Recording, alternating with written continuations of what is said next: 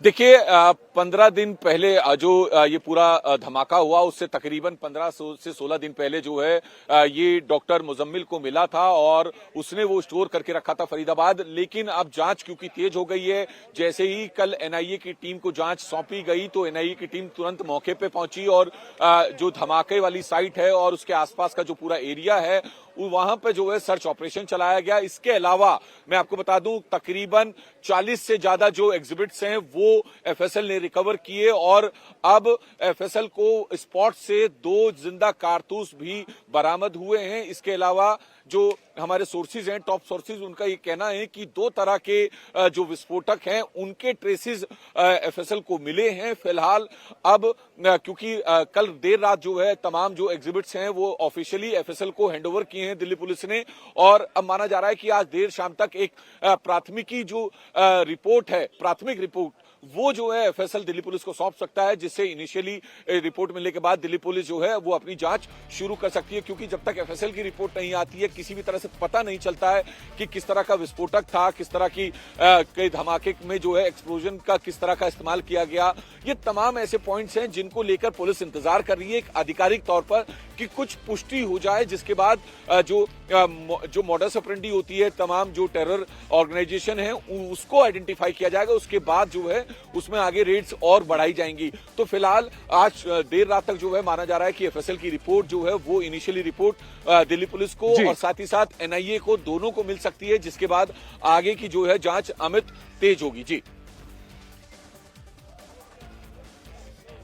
दूसरी बात यह है कि अल फलाह यूनिवर्सिटी में कई सारी छापेमारी हुई थी और जो आखिरी जो पहला लोकेशन तो नजर आ रहा है, जो रूट मैप तैयार हुआ है, उसमें रविवार को रात को 2 बजे ये i20 कार जिसमें डॉक्टर उमर मौजूद था वो अल फलाह यूनिवर्सिटी से निकली थी। इस रूट मैप के जरिए क्या पुलिस को कुछ अहम सुराग मिले हैं कि आखिरकार ये डॉक्टर उमर लाल किले में आने से पहले, इस इलाके में आने से पहले कहां गया था और वहां पर भी क्या पुलिस की कोई छानबीन या फिर कोई छापेमारी हुई है?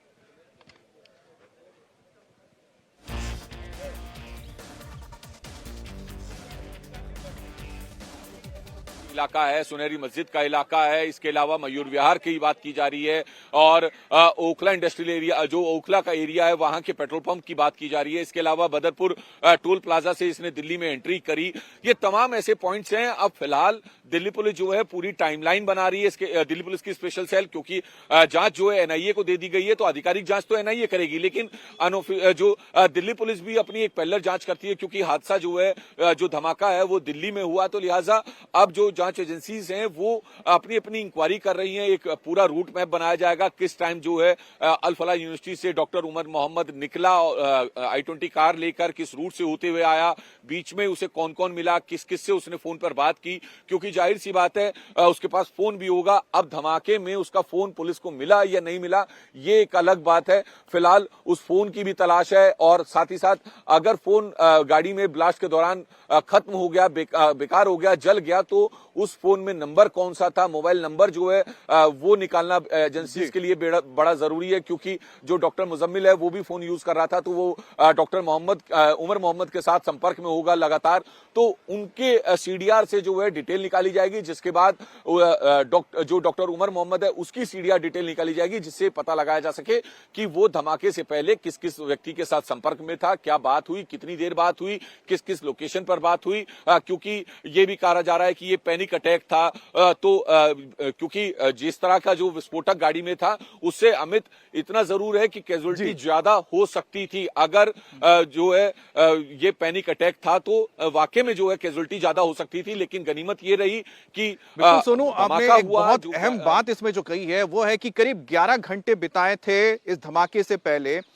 डॉक्टर उमर ने दिल्ली के अंदर i20 कार में। इस दौरान वो किसके संपर्क में था, फोन के जरिए किससे लगातार बातचीत कर रहा था, ये पुलिस के लिए कई सारे अहम कड़ियों को खोलने में, कई सवालों के जवाब देने में मददगार होगा। साथ ही और कौन इसका हैंडलर था, कौन इसके संपर्क में था, वो कहां से हैंडल कर रहे थे, कहां से इंस्ट्रक्शन दे रहे थे, ये सारी चीजें खुलासे में आ जाएंगी जब सीडीआर हाथ में लगेगी, यानी कि कॉल डिटेल रिपोर्ट।